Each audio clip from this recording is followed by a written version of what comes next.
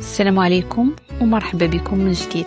أنا رجوة من ماتريكس جروب انترناسيونال، واليوم وصلنا لمرحلة عملية بزاف في المسار ديال الدراسة في إيطاليا اللي هي السكن. بزاف ديال الطلبة كيجيهم القبول، كدوز لهم الفيزا، وهنا كيبدا القلق: فين غادي نسكن؟ واش غادي نلقى بلاصة؟ واش غادي تنصب عليا؟ في هذه الحلقة غادي نشرح لك أنواع السكن، الأثمنة التقريبية، كيفاش تفادى النصب، وشنو دير في أول 30 يوم مني توصل باش تمشي وانت مرتاح. أولا، علاش خاصك تقلب على السكن بكري؟ أكبر غلط كيديروه الطلبة هو كيخليو السكن حتى لآخر لحظة. النتيجة أثمنة طالعة، اختيارات قليلة، وتوتر زائد.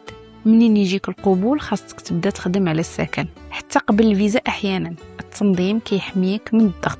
اشنا هي انواع السكن في ايطاليا؟ كاين السكن الجامعي، كيكون تابع للجامعه او المنح. المميزات: اقل ثمن، قريب من الجامعه، وامن. العيوب: عدد محدود، خاصك تقدم عليه بكري. ثانيا، الكراء المشترك، كتشارك شقه مع طلبه اخرين، والمميزات ديالو: ارخص، تجربه اجتماعيه، ومصاريف مقسومه.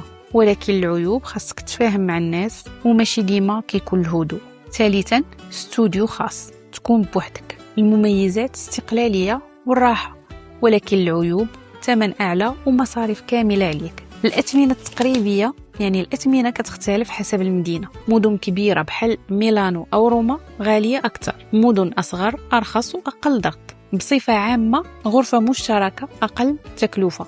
استوديو كيكون غالي، خاصك دير ميزانية واضحة قبل ما تختار. كيفاش تفادى النصب؟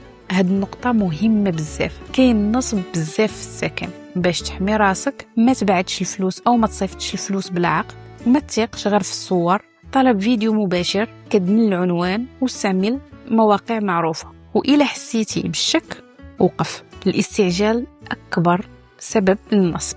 إذن أشنو ندير في أول 30 يوم مني نوصل لإيطاليا؟ كاينين إجراءات مهمة بحال التسجيل النهائي في الجامعة، طلب تصريح الإقامة، فتح حساب بنكي، تسجيل في التأمين. وهذه الإجراءات خاصها تدار في التوقيت، إلا تأخرت كتخلق مشاكل إدارية. نصائح ذهبية: اختار مدينة على حساب الميزانية ديالك، ما تخليش كل شيء حتى الأسبوع الأخير، خليك منظم، دير عقد رسمي. السكن هو الاستقرار ديالك، إلا كان مزيان الدراسة غادي تمشي مزيان. إذا الخلاصة: اليوم تعلمنا أنواع السكن، الأثمنة التقريبية، كيفاش نتفاداو النصب، وشنو نديرو في أول 30 يوم. ومن بعد ما توصل لإيطاليا كيبدا المسار ديالك الحقيقي. في الحلقة الجاية غادي نهضروا على المصاريف الحقيقية للدراسة في إيطاليا، شحال خاصك في العام الأول، وإلا بغيتي مواكبة من البداية حتى الاستقرار، ماتريكس جروب انترناسيونال معك خطوة بخطوة. ونشوفكم الحلقة الجاية.